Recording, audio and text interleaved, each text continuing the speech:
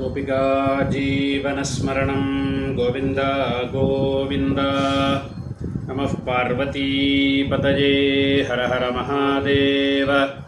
सद्गुरुस्वामिनः जय।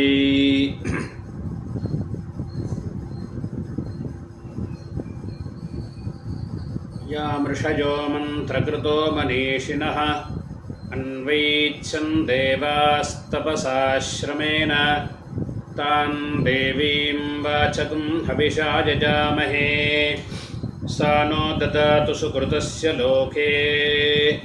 वागीशाद्याः सुमनसः सर्वार्थानामुपक्रमे निन्नत्वा कृतकृत्याः स्युः दण्डमाभि गजाननम्।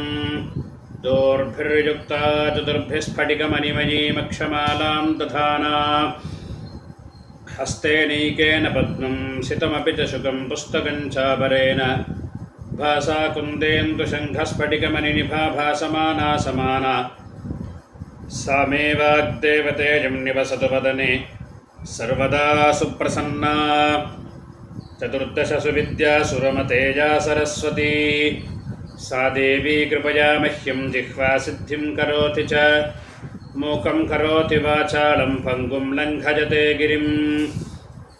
यत्कृपातमहं वन्दे परमानन्दमाधवं श्रुतिस्मृतिपुराणानामालयं करुणालयं नमामि भगवत्पादशङ्करं लोकशङ्करम्। अपारकरुणासिन्धुं ज्ञानदं शान्तरूपिणं श्रीचन्द्रशेखरगुरुं प्रणमामि मुदान्वहम्। अनन्तगुणसम्पन्नमनन्तभजनप्रियम् अनन्तरूपिणं वन्दे गुरुमानन्दरूपिणम्। गुरुर्ब्रह्मा गुरुर्विष्णुर्गुरुर्देवो महेश्वरः गुरुः साक्षात् परब्रह्म तस्मै श्रीगुरवे नमः। गुरवे सर्वलोकानां भिषजे भवरोगिणां निधये सर्वविद्यानां श्रीदक्षिणामूर्तये नमः। अज्ञानतिमिरान्धस्य ज्ञानाञ्जनशलाकया चक्षुरुन्मीलितं येन तस्मै श्रीगुरवे नमः। श्रीगुरुभ्यो नमः। नारायणं नमस्कृत्य नरं चैव नरोत्तमं देवीं सरस्वतीं व्यासं ततो जयमुदीरयेत्। नमो धर्माय महते नमः कृष्णाय वेधसे ब्राह्मणेभ्यो नमस्कृत्य धर्मान् वक्ष्यामि शाश्वतान्। சர்வேஸ்வரன் பகவான் பரமாத்மாவினுடைய பரிபூர்ணமான அனுகிரகத்தோடு கூட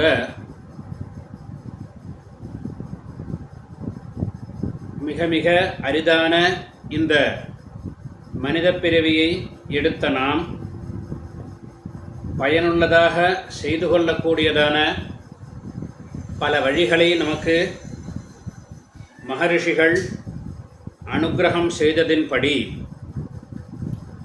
தற்பொழுது பெரிய ஒரு திருவிழாவாக உற்சவமாக பெரிய பண்டிகையாக வரக்கூடிய தீபாவளி பண்டிகையை பற்றியும் அந்த தீபாவளி பண்டிகையை கொண்டாட வேண்டியதான முறைகளை பற்றியும் விரிவாக பார்க்கிறோம். நாம் செய்ததான ஒரு பெரிய ஒரு பாக்கியம், ஒரு பெரிய புண்ணியம் என்னன்னு கேட்டால், நம் முன்னோர்களான நம்முடைய மகரிஷிகள் அனைத்தையும் நமக்கு பதிவு செய்து கொடுத்திருக்கிறார்கள். அது நாம் செய்ததான பெரிய மகத்தான ஒரு பாக்கியத்தினால நமக்கு கிடைச்சிருக்கு. அப்படி ரிஷிகள் எல்லோரும் அவரவர்கள் செய்து அனுபவித்து அதனுடைய பலனை முழுமையாக அடைந்ததை பார்த்து ரிஷிகள் நமக்கு அனைத்தையும் எழுதி அனுகிரகம் செய்திருக்கிறார்கள். அப்படி செய்யாவிடில் நமக்கு எது நல்லது எது கெட்டது என்றே நமக்கு தெரியாது. அப்படி நமக்கு மகரிஷிகள் பல சூத்திரங்களை கொண்டும் பல ஸ்மிருதி வச்சனங்களை கொண்டும் நமக்கு அனுகிரகம் செய்திருக்கிறார்கள். அப்படி ரிஷிகள் சொன்னதான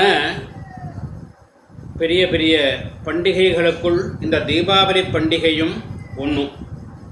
தீபாவளி என்றால் என்ன அப்படின்னா, நரக சதுர்தசி அப்படின்னு நமக்கு புராணங்கள் காண்பிக்கிறது. இதை பற்றியதான முழுமையான தகவலை நாம் தெரிஞ்சுக்கணும். இந்த நாளில் நம் குழந்தைகள்லாம் எத்தனை கேள்வி கேட்கறது. குழந்தைகள் கேட்கக்கூடியதான கேள்விகளுக்கு சரியான பதில்களை நாம் தெரிந்து சொல்லணும். பழைய நாளில் நாமெல்லாம் குழந்தையாக இருக்கிற போது கேள்வியே கேட்க மாட்டோம். நம் தாயார் தகப்பனார் ஒரு விஷயத்தை சொன்னால் அதை அப்படியே கடைபிடிப்போம். ஏன் அப்படின்னு கேட்பது கிடையாது. கேட்டால் பலையர்னு அரைஞ்சிடுவா, அடிச்சுடுவாங்கிற பயத்தில் நாம் கடைபிடிப்போம். அப்படி தினமும் காலையில் எழுந்த உடனும் குளிக்கணும். குளித்து நெத்திக்கு ஏதாவது இட்டுக்கணும். தினமும் சுவாமி சந்நிதிக்கு போய் நமஸ்காரம் பண்ணணும். இப்படியெல்லாம் சொல்லி நாமெல்லாம் வளர்க்கப்பட்டிருக்கோம். நான் ஏன் காலை வேளையில் எழுந்ததும் குளிக்கணும் அப்படின்னு கேட்டால் பலையர்னு அடிச்சுடுவா. அதனால் நாம் அப்படியே கடைபிடிப்போம். ஆனால் இந்நாளில் குழந்தைகள்லாம் ரொம்ப ஃப்ரீடமாக வளர்றது, ஃப்ரீயாக வளர்றது. எதை சொன்னாலும் ஏன் எதற்கு அப்படின்னு கேள்வி கேட்டுட்டே இருக்கு. அப்படி குழந்தைகள் கேள்வி கேட்கும் பொழுது அதற்கான சரியான காரணத்தை நாம் சொல்லணும். நாம் சொல்லக்கூடியதான காரணத்தை புரிந்து கொள்ளக்கூடியதான அளவில் குழந்தைகள் இருக்கணும், வளரணும். அது ரொம்ப முக்கியம். நம் நாளில் நாமெல்லாம் சின்ன குழந்தையாக இருக்கிற போது 10 வயசு குழந்தை என்ன பேசணுமோ அதுதான் பேசும். 10 வயதில் குழந்தைக்கு என்ன மெச்சூரிட்டி இருக்கணுமோ அதுதான் இருக்கும். 10 வயதில் உள்ள குழந்தைகள் எதை தெரிஞ்சுக்கணுமோ அதை தான் தெரிஞ்சுக்கும். 15 வயது ஆச்சுன்னா 15 வயசில் உள்ளதான மெச்சூரிட்டி இருக்கும். 15 வயதில் என்ன பேசணுமோ அதுதான் பேசும். 20 வயசு ஆச்சுன்னா 20 வயசுக்கான மெச்சூரிட்டி இருக்கும். அப்படி தான் நம் நாளில். ஏன்னா 10 வயசில் இருக்கக்கூடியதான குழந்தைகள் 20 வயசில் இருக்கிறதான மெச்சூரிட்டியை தெரிஞ்சுக்க முடியாது. தெரிந்து கொண்டாலும் தவறான பாதைக்கு அந்த குழந்தைகள் செல்ல நேரிடும். அப்படிங்கிறதுனால நம் நாளில் அதெல்லாம் மிகவும் கட்டுப்பாடுகள் இருந்தது. இந்நாளில் அப்படி இல்லை. இது நல்லதா கெட்டதா அப்படின்னு பார்த்தா நல்லதை விட கெட்டது தான் அதிகமாக இருக்குது. ஏன்னா 10 வயசுலேயே 40 வயது உலகத்தை அந்த குழந்தை பார்க்கறது. அந்த குழந்தைக்கு ஒரு நல்லதை சொல்லி நல்லதை காண்பித்து அந்த குழந்தைய நமக்கு கட்டுப்பாடாக அந்த குழந்தைய வளர்த்து நல்லவைகளை சொல்லி கொடுத்து அந்த குழந்தைகளை ஒரு ஒழுக்கமாக கொண்டு வர்றதுங்கிறது பெரிய சவாலான விஷயந்தான் இந்நாளில். அதில் சந்தேகமே கிடையாது. ஆனால் இந்த நாளில் அதற்கு தகுந்தாற் போல் தான் நாமும் நம்மை மாற்றிக்கொள்ள வேண்டிய கட்டாயம் இருக்குது. அப்போது காலையில் எழுந்ததும் குளி அப்படின்னா ஏன் குளிக்கணும் அப்படின்னு கேட்டால் அந்த குழந்தைகளுக்கு சரியான பதிலை சொல்லணும். வரலட்சுமி நோன்பு பண்ணுறோம். வரலட்சுமி நோன்பு பண்ணணும், ஏன் பண்ணணும் அப்படின்னு கேட்டால் அதற்கான காரணத்தை சொல்லணும். கௌரி விரதம்னு இருக்குது. கௌரி விரதம் பண்ண அப்படின்னா ஏன் அப்படின்னு கேட்கும். அதற்கான காரணத்தை சொல்லணும். இப்படி அந்த குழந்தைக்கு புரியிற அளவில் நாம் கீழே இறங்கி சொல்லணும். ஏன்னா மேல் லெவலில் சொன்னால் அந்த குழந்தைக்கு புரியாது. அப்போ அந்த குழந்தை லெவலுக்கு நாம் கீழே இறங்கி அந்த குழந்தைகளுக்கு சொல்லணும். தீபாவளி அப்படின்றது. இந்த தீபாவளியை ஏன் கொண்டாடுறோம் அப்படின்னு கேட்டால் ஒவ்வொருத்தரும் ஒவ்வொரு பதில் சொல்லுவோம். பெரியவர்களுக்கே இதனுடைய புரிதல் மிக மிக குறைவாகத்தான் இருக்குது. ஏன் தீபாவளியை கொண்டாடுறோம் அப்படின்னு கேட்டால் குழந்தைகளெல்லாம் தீபாவளி ஏன் கொண்டாடுறோம்னு கேட்டால் பட்டாசு வெடிக்கணும், மத்தாப்பு உடணும், அப்படி வெடிகள்லாம் வெடிக்கிறதுக்காக தான் தீபாவளியை கொண்டாடுறோம் அப்படின்னு குழந்தைகள் சொல்லும். அப்படி உத்தியோகம் பார்க்குறவர்கள்ட்ட கேட்டால் போனஸ் வரும், அதுக்காக தீபாவளியை கொண்டாடுறோம் அப்படின்னு சொல்லுவாள் உத்தியோகத்தில் இருக்கிறவர். கல்யாணமான தம்பதிகள்கிட்ட கேட்டால் மாமனார் ஆற்றுல போய் 3 நாளைக்கு தங்கி வடபாயசம் சாப்பிட்டு வர்றதுக்கு ஒரு காரணம் தீபாவளி. இப்படி ஒவ்வொருத்தரும் ஒவ்வொரு காரணங்கள் சொல்லுவோம். ஆனால் இதெல்லாம் சரியான காரணமா அப்படின்னா இல்லை. ஒரு குழந்தை கேட்டான், தீபாவளி எதுக்காக கொண்டாடுறோம் அப்படின்னா நரக சதுர்தசின்னு பேர் அப்படின்னு சொன்னால், உடனே அந்த குழந்தை அதுக்கு மேலே ஒரு கேள்வி கேட்டது. அந்த குழந்தை கேட்ட கேள்வியை நான் சொன்னால் இப்போ அத்தனை பேருக்கும் இந்த கேள்வி வந்துடும். அந்த குழந்தை என்ன கேட்டது அப்படின்னா, நரக சதுர்தசி அப்படின்னு சொல்கிறோம். இது விஷயமா கூகுளில் போய் சர்ச் பண்ணி பார்த்தா இந்த தீபாவளியை பற்றி நிறைய விஷயங்கள் கூகுளில் இருக்குது. என்ன சொல்லியிருக்குன்னா, நரகாசுரன்னு ஒருத்தன் இருந்தான். அந்த நரகாசுரனை வதம் பண்ணினார். ஏன்னா அவன் ஒரு அசுரன், கெட்ட காரியங்களில் ஈடுபடுறவன். அவன் வதம் பண்ணப்படணும். அப்போது அதற்காக பகவான் கிருஷ்ணன் நரகாசுரனை வதம் பண்ணினார், கொன்னார். அவன் உயிரை விடுறதுக்கு முன்னாடி பகவானை பார்த்து ஒரு வரம் கேட்டான். நான் பொதுவாக உலகத்தில் ஒருத்தர் இறந்து போனார் அப்படின்னா அவருடைய இறப்பு நாளை நினைவு நாளாக கொண்டாடுறது அப்படின்னு தான் உலகத்தில் வழக்கம். ஆனால் நரகாசுரனான நான் இறக்கிற அன்னைக்கு அது ஒரு திருவிழாவாக கொண்டாடப்படணும். எல்லோரும் புது துணி கட்டிண்டு அதை பெரிய பண்டிகையாக கொண்டாடணும் அப்படின்னு நரகாசுரன் வரம் கேட்டான் பகவான்கிட்ட. ஏன் அப்படி கேட்டான்? ஏதோ கேட்கணும்னு தோணித்து கேட்டான். பகவானும் அப்படியே ஆகட்டும் அப்படின்னு சொன்னார். அப்போது நரகாசுரன் இறந்த நினைவு நாளை அனைவரும் பண்டிகையாக கொண்டாடுவது அப்படின்னு நரகாசுர வதனிலிருந்து ஆரம்பமாச்சு இந்த தீபாவளி பண்டிகை அப்படின்னு பார்க்குறோம். அந்த குழந்தை என்ன கேட்டான்? ராமாயணத்தில் ராமனும் சீதையும் கல்யாணம் செய்துண்டு முதல் வருஷம் தல தீபாவளி எங்கே கொண்டாடினார் அப்படின்னு கேட்டோம். நல்ல கேள்வி தானே. ஏன்னா இது விஷயமாக ராமாயணத்தில் ஒன்றும் தகவல் இல்லை. ராமனும் சீதையும் தீபாவளிக்கு கிளம்பி போய் தல தீபாவளி மங்கள ஸ்நானம் செய்துண்டு தல தீபாவளி கொண்டாடினாங்கிற தகவல் வால்மீகி ராமாயணத்திலேயோ இது மாதிரி ராமாயணங்களில் இல்லை. அப்போது தல தீபாவளி எங்கே கொண்டாடினார் அப்படின்னா எங்கே கொண்டாடியிருப்பார்? முதல் தீபாவளி கல்யாணமானதும் வரக்கூடியதான முதல் தீபாவளி மாமனாரத்தில் தான் கொண்டாடியிருப்பார். அதனால் மிச்சிலேயில் தான் கொண்டாடியிருக்கணும். ஜனகருடைய வீட்டில் மாமனாருடைய வீட்டில் இந்த தல தீபாவளியை கொண்டாடியிருக்கணும்.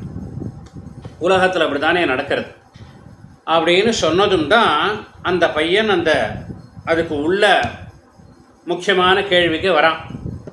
அந்த பையன் என்ன கேட்டான்? நரகாசுர வதத்திலிருந்து தானே இந்த தீபாவளி பண்டிகையானது ஆரம்பமாச்சு. நரகாசுர வதங்கிறது கிருஷ்ணாவதாரத்தில் நடக்கிறது. பகவான் கிருஷ்ணனாக அவதாரம் செய்து நரகாசுரனை வதம் செய்தார். கிருஷ்ணாவதாரத்திற்கு முன்னர் எடுத்ததான அவதாரம் ராமாவதாரம். ராமாவதாரத்தில் இந்த நரகாசுர வதமெல்லாம் வரல. அப்போது பகவான் ராமன் தல தீபாவளி கொண்டாடுறதுக்கான வாய்ப்பே இல்லை. ஏன்னா நரகாசுரன் இறந்தப்புறம் தானே தீபாவளியே ஆரம்பமாச்சு.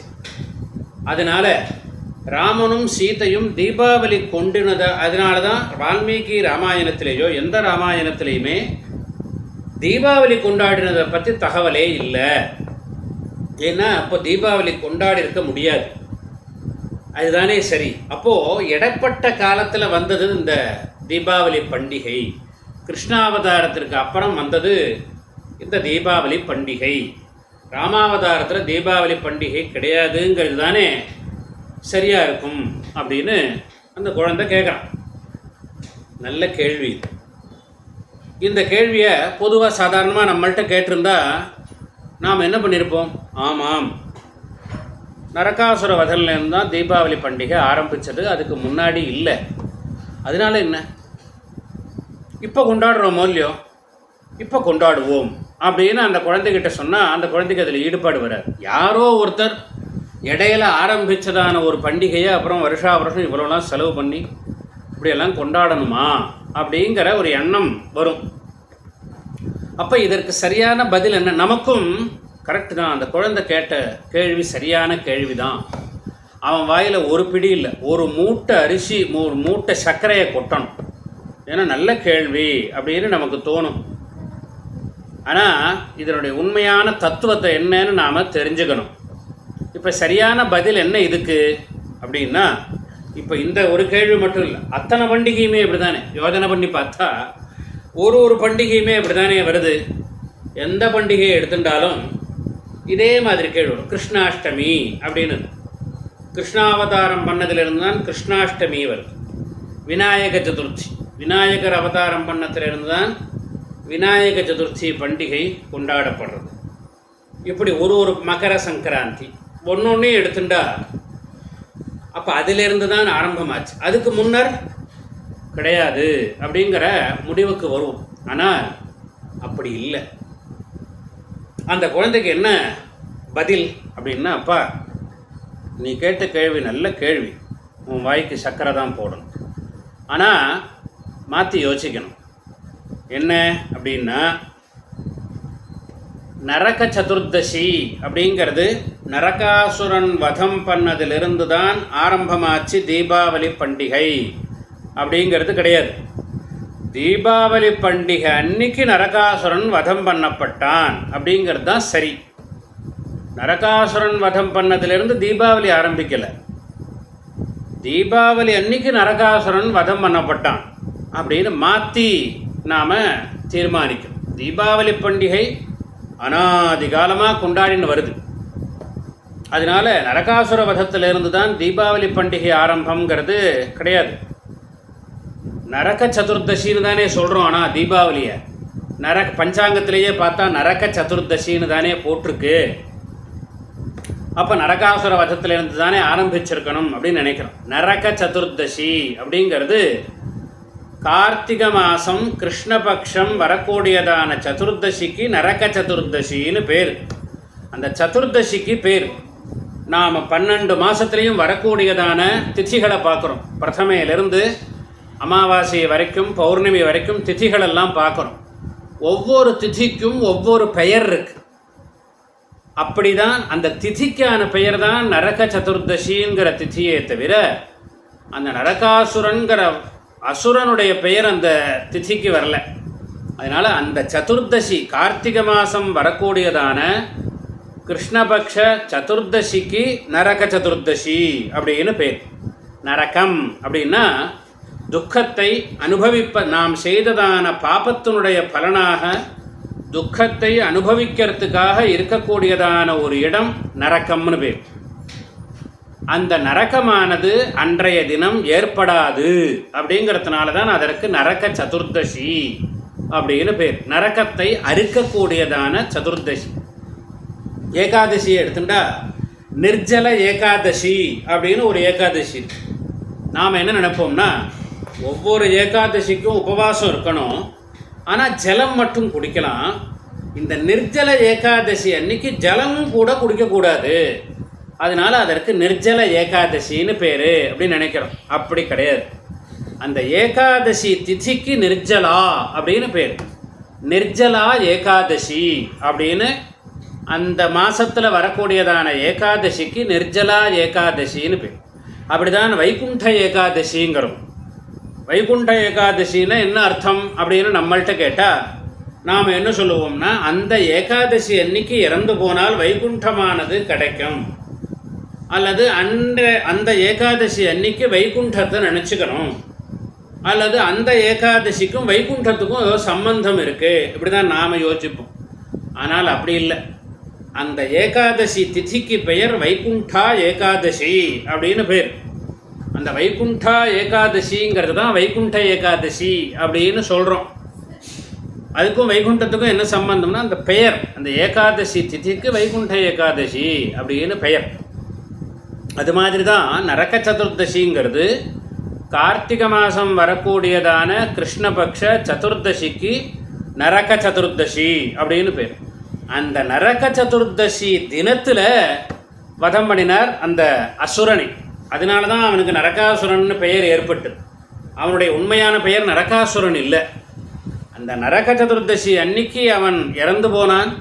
அன்றைய தினத்தில் எல்லோரும் என்னை நினைத்து கொண்டு அனைவரும் பண்டிகையாக கொண்டாடணும்னு அவன் வரம் கேட்டான்ங்கிறதுனால அவனுக்கு பெயரே நரகாசுரன் என்கிற பெயர் ஏற்பட்டது. அப்படிங்கிறது தான் புராணத்தில் நாம் சரித்திரமாக பார்க்கிறோமே தவிர, நரகாசுர வதத்துக்கு அப்புறம்தான் தீபாவளி ஆரம்பித்தது அப்படின்னு கிடையாது. இப்படி குழந்தைகள்லாம் கேட்கும்பொழுது சரியான பதிலை நாம் தெரிந்து கொண்டு சொல்லணும். சொல்லலைன்னா சரி ராமன் தல தீபாவளி கொண்டாடி இருக்கிறதுக்கு வாய்ப்பு இல்லைங்கிற முடிவுக்கே நாம் வந்துடுவோம். அதனால் இதெல்லாம் நல்ல முறையில் நாம் தெரிஞ்சுக்கணும். இதனுடைய தகவல்கள்லாம் நமக்கு இதிகாச புராணங்கள் தான் காண்பிக்கிறது. அப்படி இந்த தீபாவளி பண்டிகையை பற்றி நமக்கு புராணங்கள் நிறைய தகவல்களை காண்பிக்கிறது, சரித்திரங்களை காண்பிக்கிறது. இது விஷயமாக தர்மசாஸ்திரம் நமக்கு நிறைய தகவல்களை சொல்கிறது. அதை தான் பார்க்க போகிறோம். அதாவது தீபாவளி பண்டிகை அப்படின்னா தீப ஆவலி, தீபாவளின்னு பேர். நிறையா தீபங்களை ஏற்றி வழிபட வேண்டியதான ஒரு பண்டிகை இந்த தீபாவளி பண்டிகை. அதனால தான் அதற்கு தீபாவளி அப்படின்னு பெயர் வச்சிருக்கேன்.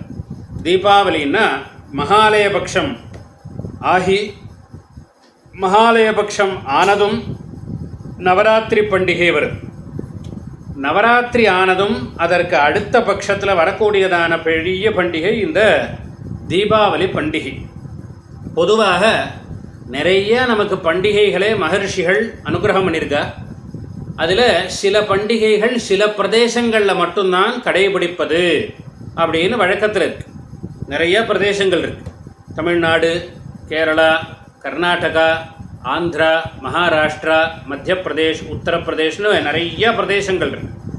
இந்த பண்டிகைகள்னு பார்த்தா நமக்கு நிறைய பண்டிகைகளை மகர்ஷிகள் சொல்கிறா. விரதமாக சில பண்டிகைகள் இருக்குது, பூஜையாக சில பண்டிகைகள் இருக்குது, நிறையா விதமாக இருக்குது.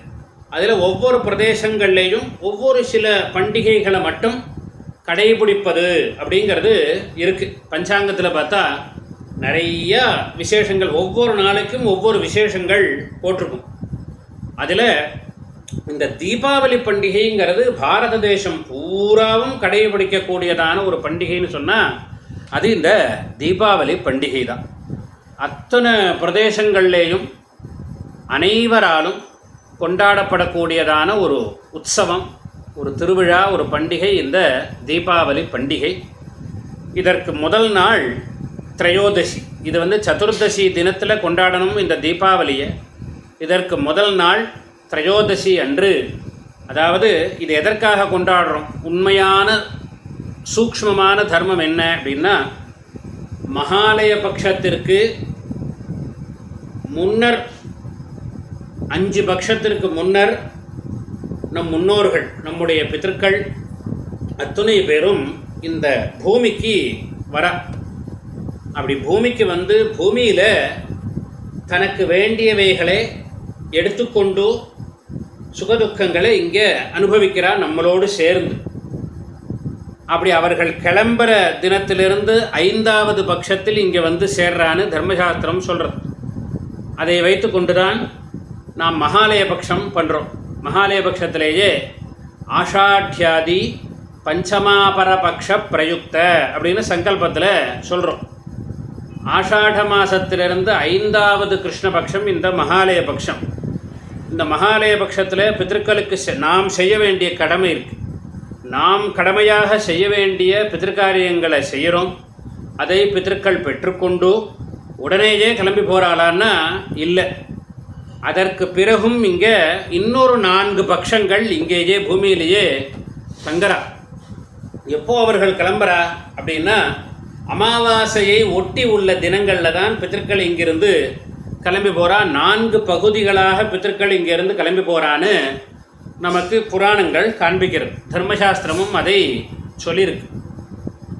அப்படி இது விஷயமாக புராணங்களில் பார்க்கும்போது, மகாலய பட்சம் ஆனதும் மகாலய அமாவாசை ஆனதும் நம் முன்னோர்கள், நம்முடைய பிதர்கள் எல்லாம் யார் உத்தமமான ஒரு லோகம், பிரம்மலோகம், இது மாதிரியான உத்தமமான லோகத்தை அடைந்தவர்கள் மகாலய அமாவாசை அன்று கிளம்பி போகிறான்.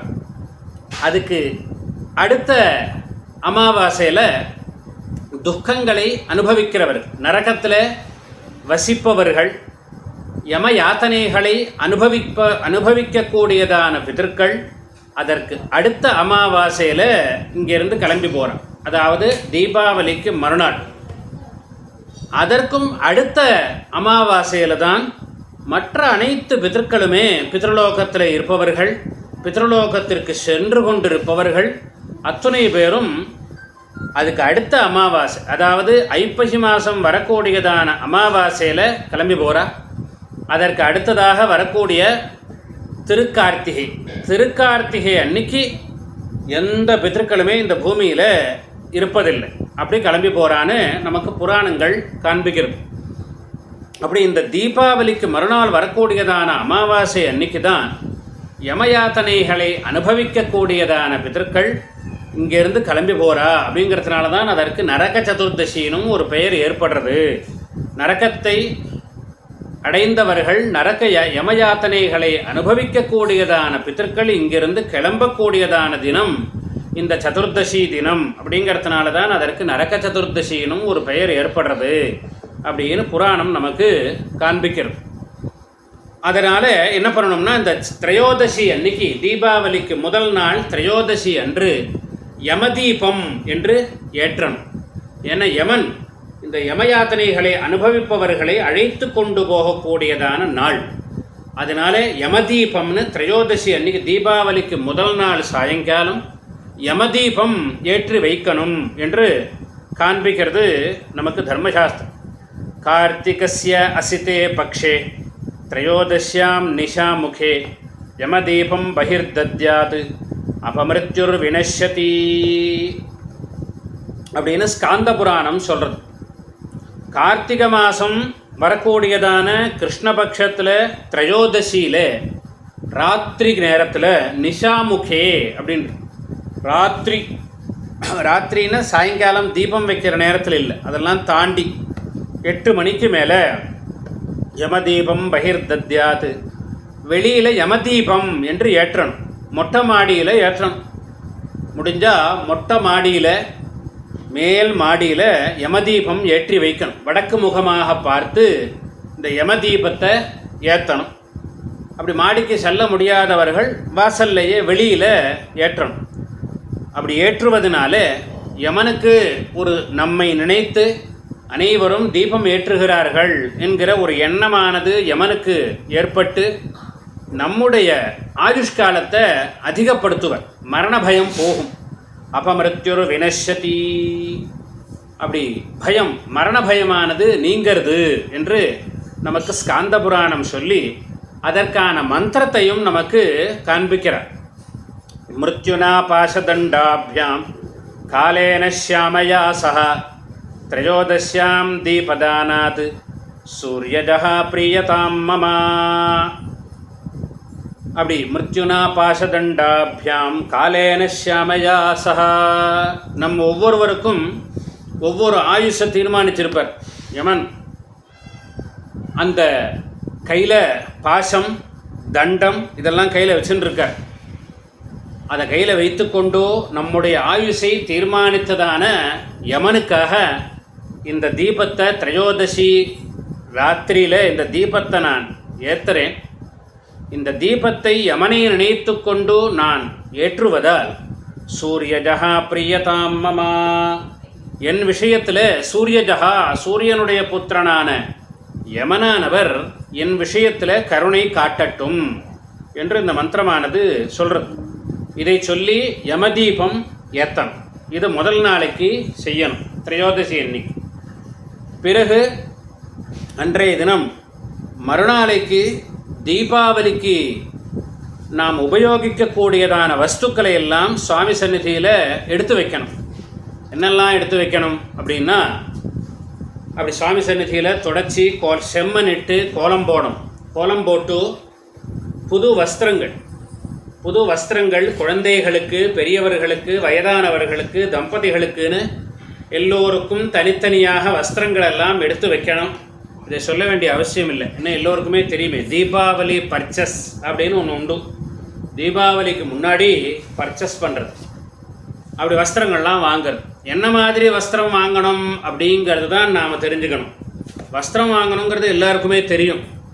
என்ன வஸ்திரம் வாங்கிறது அப்படின்னா, ஒரு பேண்ட் ஷர்ட்டை வாங்கிறது, அப்படி பெண்களுக்கெல்லாம் சுடிதார் வாங்கிறது, அப்படியெல்லாம் வாங்கக்கூடாது. என்ன பண்ணணும் அப்படின்னா, பாரம்பரியமான வஸ்திரங்களை எல்லாம் வாங்கி வைக்கணும். அன்றைக்கி ஒரு நாளைக்காவது பாரம்பரியமான வஸ்திரங்களை கட்டிக்கொள்வது என்கிற பழக்கத்தை நாம் ஏற்படுத்திக்கணும். ஏன்னா ரிஷிகள்லாம் சொன்னான்னு தானே நாம் அதை பண்டிகையாக கொண்டாடுறோம். அப்போது ரிஷிகள் நமக்கு வஸ்திரங்கள்லாம் கூட சொல்லியிருக்கா, என்ன மாதிரி வஸ்திரம் கட்டிக்கணும் அப்படின்னு நமக்கு சொல்லி கொடுத்துருக்கா. அதனால் ஆண் குழந்தைகளுக்கெல்லாம் வாங்குகிறோம்னா துண்டாக வாங்கணும். 2 முழம் துண்டு, 3 முழம் துண்டு, அப்படி துண்டாக வாங்கி வைக்கணும். பட்டு துண்டாக வாங்கி வைக்கலாம். பொன் குழந்தைகளுக்கெல்லாம் பாவாடை சட்டையாக வாங்கி வைக்கணும். ஆண்களுக்கெல்லாம் வேஷ்டியாக வாங்கி வைக்கணும். பிரம்மச்சாரியாக இருந்தால் 4 முழம் அல்லது 8 முழம். திருமணமானவர்களாக இருந்தால் பஞ்சகச்சம் கட்டிக்கிறது போல வஸ்திரங்கள் வாங்கணும். 9க்கு 5, 10க்கு 6, 11க்கு 7 இப்படிலாம் கிடைக்கிறது. அப்படி வஸ்திரங்களாக வாங்கி வச்சுக்கணும். அதே போல் திருமணமான சுமங்கலி பெண்களுக்கு புடவையாக வாங்கணும். 9 கஜம் புடவையாக வாங்கணும். அன்றைய தினமாவது மடியாக நாம் வஸ்திரம் கட்டிக்கொள்ளும்படியாக வாங்கி வைக்கணும். அப்படிலாம் வாங்கலை, நவீனமான ட்ரெஸ்ஸுகளாக வாங்குகிறோம்னா யமனுடைய அனுகிரகமும் நமக்கு கிடைக்காது. நாம் தீபாவளி கொண்டாடினதான பலனையும் நம்மால் அனுபவிக்க முடியாது. அதனால் அன்றைய தினமாவது நம் பாரம்பரியமான வஸ்திரங்களை வாங்கி வச்சுக்கணும். சுவாமி சந்நிதியில் வச்சு அனைத்து வஸ்திரங்களுக்கும் சந்தனம் குங்குமம் இட்டு வைக்கணும். அதே போல் மறுநாளைக்கு நாம் தீபாவளி பண்டிகைக்குன்னு செய்ததான பக்ஷணங்களை எல்லாம் சுவாமி சந்நிதியில் கொண்டு வந்து வைக்கணும். அந்த பக்ஷணங்களும் நாம் ஆச்சாரமாக மடியாக செய்ததாக இருக்கணும். கடைகளில் சொல்லி பக்ஷணங்கள்லாம் வாங்கக்கூடாது. ஏன் கடையில் ஆச்சாரம் இல்லையா, மடி இல்லையா அப்படின்னா, ஆச்சாரமாக மடியாக கடையில் அப்படிங்கிறது தெரியாதே. மடியாகத்தான் இருக்கணும், மடியாகத்தான் இருந்திருக்கணும். இருக்கா அப்படின்னு தெரியல. அப்போ என்ன பண்ணணும், நாமே வீடுகளில் தயார் செய்து வச்சுக்கணும். அல்லது இதுபோல் தயார் செய்து கொடுப்பவர்கள் ஆங்காங்கு இருப்பா, அவர்களிடத்தில் சொல்லி இந்த பக்ஷணங்களை வாங்கி வச்சுக்கணும். அது வரையிலும் நாம் சாப்பிடக்கூடாது. தீபாவளி பண்டிகை வரையிலும் அந்த பக்ஷணங்களை சாப்பிடாமல் இருக்கணும். அப்படி சுவாமி சந்நிதியில் வைக்கணும். அதே போல் இந்த முந்திரி பருப்பு, திராட்சை, பேரிச்சம்பழம், கல்கண்டு, இது மாதிரியான ட்ரை ஃப்ரூட்ஸ் அப்படின்னு சொல்கிறோம். இதெல்லாம் ஒரு தாம்பாளத்தில் வச்சு சுவாமி சந்நிதியில் வைக்கணும். சந்தனம், குங்குமம், சர்க்கரை இதையும் வைக்கணும். மறுநாளைக்கு தேய்த்து கொள்ள வேண்டியதான எண்ணெய், நல்லெண்ணெய், சீயக்காய் இதையும் சுவாமி சந்நிதியில் வைக்கணும். வெத்தலைப்பாக்கு அனைத்தையும் சுவாமி சந்நிதியில் வச்சு முதல் நாளைக்கே ஏற்பாடு செய்துக்கணும். தீபாவளிக்கு முதல் நாள். மறுநாள் காலை உஷக்காலத்தில் சதுர்தசி இருக்கணும். அது என்னைக்கு இருக்கோ அன்றைக்கி தான் தீபாவளி என்று நமக்கு தர்மசாஸ்திரம் காண்பிக்கிறது. அதை பற்றியதான தகவல்களை பார்க்கும்போது, கார்த்திகே கிருஷ்ணபக்ஷேது சதுர்தசியாமி நோதயே அவசியமேவ கர்த்தவியம் ஸ்நானம் நரகபீருபின்னு பவிஷ்யோத்தர புராணம் சொல்கிறது. கார்த்திகே கிருஷ்ணபக்ஷேது, கார்த்திகை மாதம் அப்படின்னா இப்போ தானே ஐப்பசி மாதமே பிறக்கிறது. அப்போ கார்த்திகை மாதம்னு சொல்லியிருக்கே அப்படின்னா சாந்திரமானப்படி எடுத்துக்கணும். நாம் காலங்களை 4 விதமாக பிரிக்கிறோம். சௌரமானம், சாந்திரமானம், நாக்ஷத்திரமானம், பாருஹஸ்பத்தியமானம் என்று 4ஆக காலங்களை பிரிக்கிறோம். அதில் இந்த பண்டிகைகள், விரதங்கள், சோம யாகங்கள் இதெல்லாமே சாந்திரமானப்படி தான் தீர்மானிக்கணும் என்று நமக்கு தர்மசாஸ்திரம் காண்பிக்கிறது. சாந்திரமானம் என்று சொன்னால் சந்திரனை அடிப்படையாக கொண்டு நாம் கணிக்கக்கூடியதான காலம். அதாவது அமாவாசையிலிருந்து மறு அமாவாசை வரையிலும் ஒரு மாதம் என்று ஒரு கணக்கு. இந்த பௌர்ணமியிலிருந்து அடுத்த பௌர்ணமி வரையிலும் ஒரு மாதம் என்றும் ஒரு கணக்கு. இப்படி 2 விதமாக இருக்கு. சந்திரோபி சுக்லபக்ஷாதிஹி கிருஷ்ணாதிர்வேதி ச த்விதா என்று தர்மசாஸ்திரம் சொல்லும். ரெண்டு விதமாக இந்த சாந்திரமானத்தை நாம் எடுத்துக்கலாம். அதாவது பௌர்ணமிக்கு மறுநாளிலிருந்து பௌர்ணமி வரையிலும் அப்படின்னு ஒரு கணக்கு, அல்லது அமாவாசைக்கு மறுநாளிலிருந்து அடுத்த அமாவாசை வரையிலும் அப்படின்னு ஒரு கணக்கு.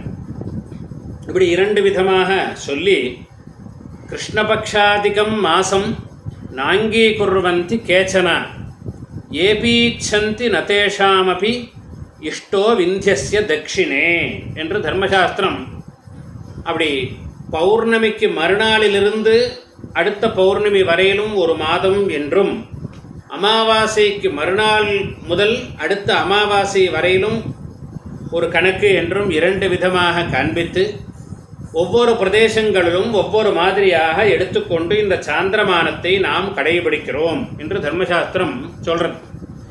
அப்படி நமக்கு இந்த வருஷம் வந்திருக்கிறதான தீபாவளியை பார்க்கும்போது பௌர்ணமியிலிருந்து பௌர்ணமி என்று தான் நாம் கணக்கு பண்ணிட்டு இருக்கோமோ தீபாவளி பண்டிகையை அப்படின்னு தோன்றுறது. ஏன்னா இந்த அமாவாசைக்கு மறுநாள் தான் கார்த்திகை மாதமே ஆரம்பமாகுது. இப்போ நடக்கிறது ஆஸ்வயுஜ மாதம் அப்படின்னு பேர். இந்த ஆஸ்வயுஜ மாதத்திலேயே கடைசியில் நாம் இந்த தீபாவளி பண்டிகையை கொண்டாடுறோம். கார்த்திகஸ்ய சித்தே பக்ஷேன்னு தானே இருக்குது. கார்த்திகை மாதம் கிருஷ்ணபக்ஷத்தில் சதுர்தசின்னா அடுத்த மாதம் கிருஷ்ணபக்ஷ சதுர்தசி தானேன்னு நமக்கு ஒரு கேள்வி வருது. அப்போ இந்த கேள்விக்கு தர்மசாஸ்திரத்தை அடிப்படையாக கொண்டு பார்க்கும்போது பௌர்ணமிக்கு மறுநாளிலிருந்து அடுத்த பௌர்ணமி வரையிலும்னு கணக்கு பண்ணியிருக்காளோ அப்படின்னு தோன்றுறது. ஏன்னா பஞ்சாங்கத்திலையும் பார்த்தா இப்போ தான் நரக சதுர்தசி அப்படின்னு போட்டிருக்கா. அதனால் பௌர்ணமிக்கு மறுநாளிலிருந்து பௌர்ணமின்னு கணக்கு வச்சுன்று நமக்கு பஞ்சாங்கத்தில் கணிச்சு கொடுத்துருக்கா அப்படின்னு எடுத்து போயிருக்கோம். ஏன்னா அப்படி தான் இப்போது எடுத்துக்கும்படியாக வருது. அப்படி பார்க்கும்போது இந்த கிருஷ்ணபக்ஷ சதுர்தசி அன்னைக்கு இந்த தீபாவளி பண்டிகையை கொண்டாடணும் என்று காண்பிக்கிறோம். இந்த தீபாவளி பண்டிகையை எப்படி கொண்டாடணும் அப்படின்னா இதில் 4 அம்சங்கள் ரொம்ப ரொம்ப முக்கியம் இந்த தீபாவளியில்.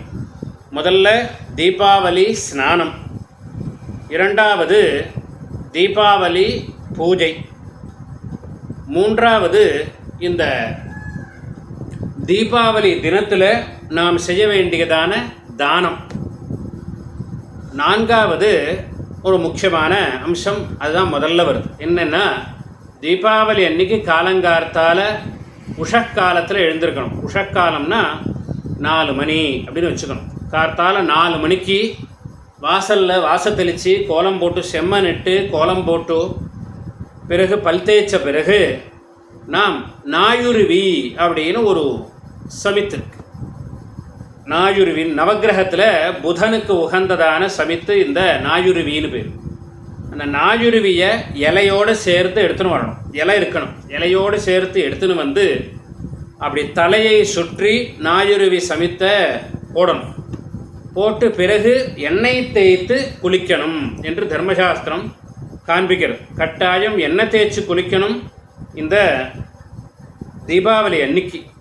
சதுர்தசீச்ச ஆஸ்வயுஜஸ்ய கிருஷ்ணா ஸ்யாத்யர்க்ஷயுக்தா ச பவேத் பிரபாதே ஸ்நானம் சமபியஜ்ய நரைஸ்து காரியம் சுகந்த தைலேன விபூதி காமை அப்படின்னு தர்மசாஸ்திரம் சொல்கிறது. கர்த்தவியம் மங்களஸ்நானம் நரைஹி நிறையபீருபிகி. இந்த தீபாவளி பண்டிகையை எண்ணெய் தேய்த்து குளித்து கொண்டாடணும் அப்படின்னு சொல்கிறோம். காரணம் என்னென்னா தைலே லக்ஷ்மீர் ஜலே கங்கா தீபாவல்யா சதுர்தசீம் என்று இந்த தீபாவளி நரக சதுர்தசி அன்றைக்கு நல்லெண்ணெயில் மகாலட்சுமி வாசம் பண்ணுறார். அதாவது லக்ஷ்மியினுடைய சாநித்தியம் பரிபூர்ணமாக நல்லெண்ணெயில் இருக்குது. ஜலே கங்கா அன்று நாம் பார்க்கக்கூடியதான தண்ணீரில் கங்கையானவள் வாசம் பண்ணுறார். கங்கையினுடைய சாநித்தியம் பரிபூர்ணமாக இருக்குது. அப்படிங்கிறதுனால கட்டாயம் அன்றைய தினம் பிராத்தஸ்நானம் து யஹ் குர்யாது யமலோகம் நபஷ்யதி. அன்றைய தினம் யார் இந்த கால வேளையில் எண்ணெய் தேய்த்து ஸ்நானம் செய்கிறார்களோ அவர்களுக்கு யமலோகம் என்பதே கிடையாது என்று சொல்லியிருக்கு. அதனால் அன்றைக்கி காலம்பரை எண்ணெய் தேய்த்து குளிக்கணும், நல்லெண்ணெய் தேய்த்து குளிக்கணும். இந்த தடவை அமாவாசைக்கு முதல் நாளே வருது. ஆனால் முதல் நாளைக்கும் தர்ப்பண தினமாகத்தான் வருது. ஏன்னா வைதிருதி புண்ணிய காலம் அன்றைய தினம்.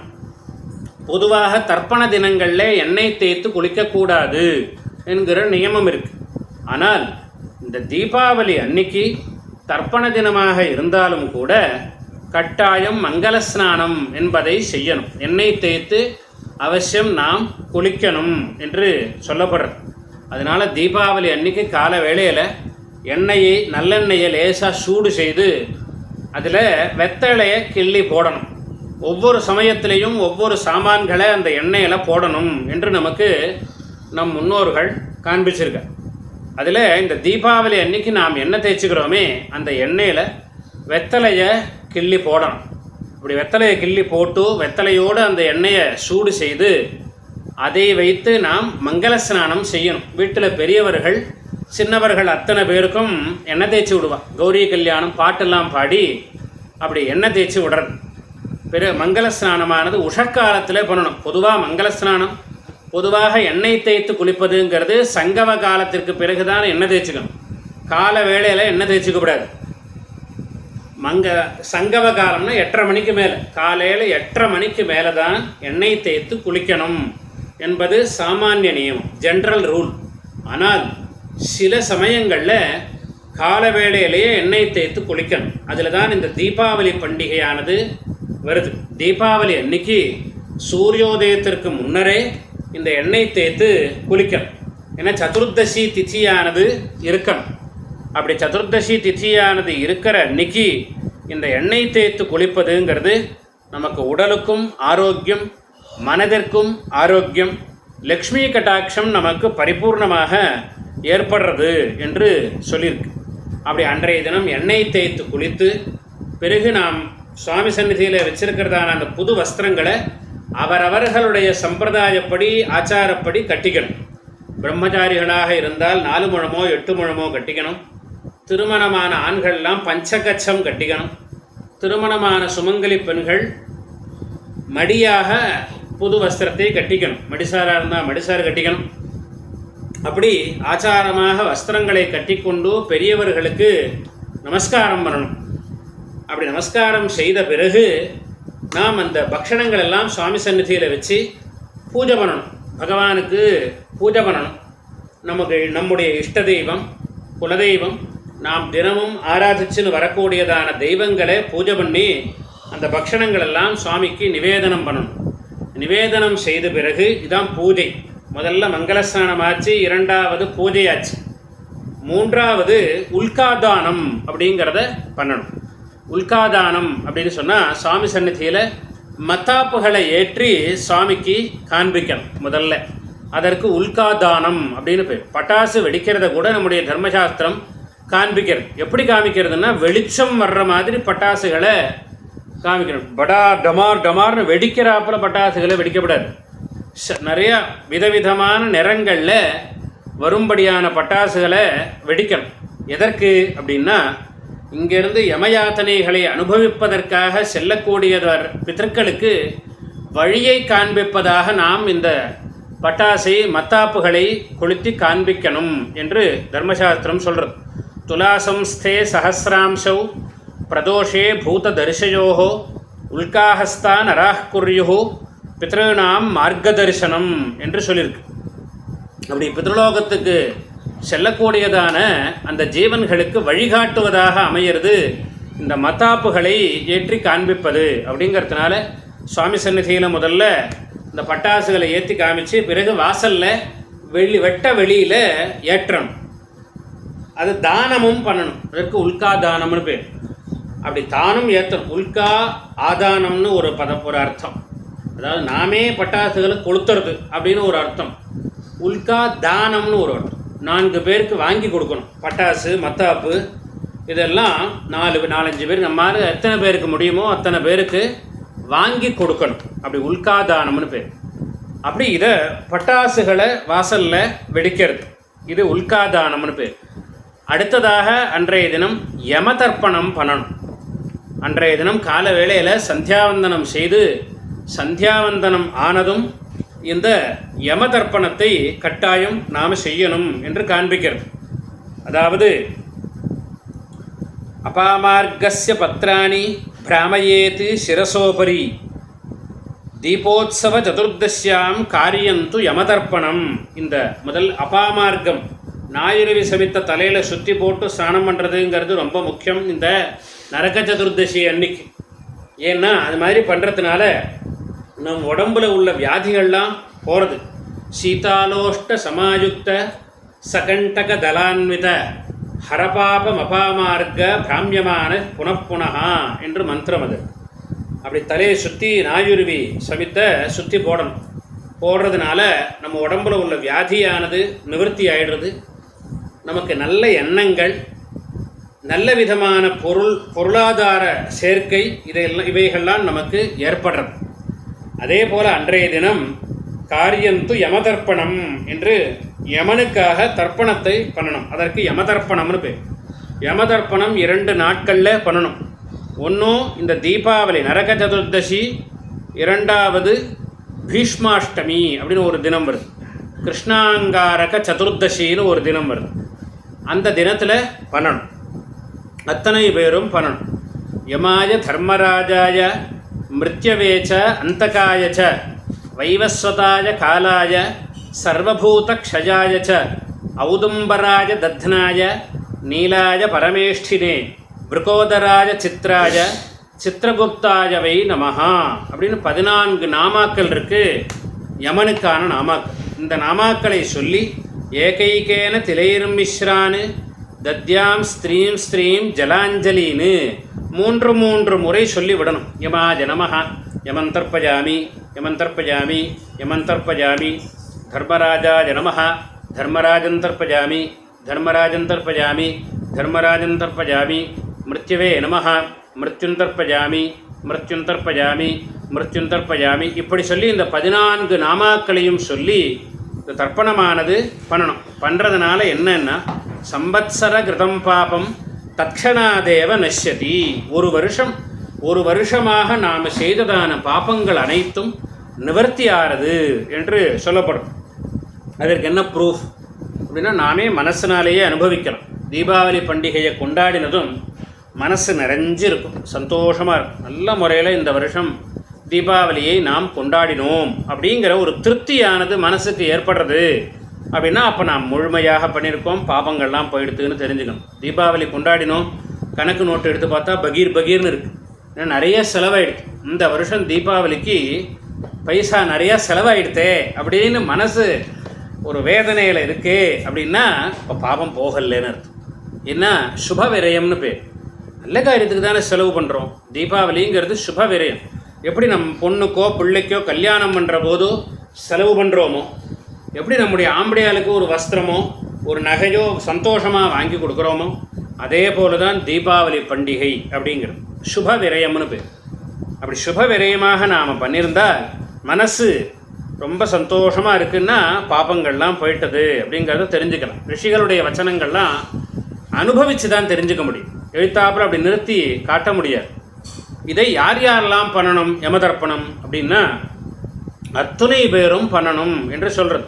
ஸ்காந்த புராணத்தில் சொல்லும்போது தட்சிணாபிமுகோ பூத்வா திலைஹி சவ்யம் சமாஹிதா தேவதீர்த்தேன தேவத்வாத் திலைஹி பிரேதாதிபோ யதா அப்படின்னு ஸ்காந்த புராணம் சொல்கிறது. யமன் யாருன்னா தேவகணத்தை சேர்ந்தவரா பித்ருகணத்தை சேர்ந்தவரா அப்படின்னா 2 கணத்திலையுமே இருக்கக்கூடியவர் யமன். தேவகணத்திலையும் இருக்கார், பித்ருக்களுடைய கணத்திலையும் இருக்காருங்கிறதுனால தெற்கு பார்க்க யம தர்ப்பணத்தை பண்ணணும். திலைஹி கருப்பு எல்லை வைத்து கொண்டு பண்ணணும். பிராச்சீனா வீதி கிடையாது, உபவீதியாகவே பண்ணணும். தேவதீர்த்தேன தேவதீர்த்தமாக பண்ணணும். அதாவது கையினுடைய விரல்களுடைய நுனி வழியாக தண்ணீர் விழும்படியாக செய்தால் தேவதீர்த்தம் அப்படின்னு பேர். கட்ட விரலுக்கும் ஆள்காட்டி விரலுக்கும் நடுவில் தண்ணீர் விழும்படியாக செய்தால் பித்ருதீர்த்தம்னு பேர். அப்படி விரல்களுடைய நுனி வழியாக தண்ணீர் விழும்படியாக பண்ணணும். ஏன்னா தேவத்வாத்து தேவகணத்தில் இருப்பதனால. கருப்பு எள் எதுக்காக வச்சுக்கிறோம்னா பிரேதாதிபோ யதா பித்ருலோகத்தில் பித்ருக்களுக்கு அதிபதியாக யமன் இருப்பதனாலே அப்படி செய்யணும். யஜ்ஞோபவீதினா காரியம். அப்படி பூனலை நேராகவே போட்டுக்கொண்டு யமதர்ப்பணத்தை பண்ணணும். அத்தனை பேரும் பண்ணணும். தாயார் தகப்பனார் இருப்பவர்களும் பண்ணணும். ஜீவத்பிதாபி குர்வீத தர்ப்பணம் யம பீஷ்மயோகோ என்று காண்பிக்கிறது. அப்படி யமனுக்கான தர்ப்பணத்தை அனைவரும் செய்யணும். தாயார் தகப்பனார் உள்ளவர்கள் இல்லாதவர்கள்னு அத்தனை ஆண்களும் செய்யணும். அதே போலதான் பீஷ்ம தர்ப்பணமும் அத்தனை ஆண்களும் பண்ணணும். தாயார் தகப்பனார் இருப்பவர்கள் இல்லாதவர்கள் அத்தனை பேரும் செய்ய வேண்டியது இந்த யமதர்ப்பணம் அப்படிங்கிறத கட்டாயம் இந்த யமதர்ப்பணத்தை செய்துதான் பிறகு நாம் காஃபியோ பாலோ எடுத்துக்கணும். இப்படி சந்தியாவந்தனம் முடித்து யமதர்ப்பணம் செய்த பிறகு நாம் காஃபியோ பாலோ எடுத்துக்கலாம். தீபாவளி மருந்துன்னு கொடுப்பா, தீபாவளி லேகியம்.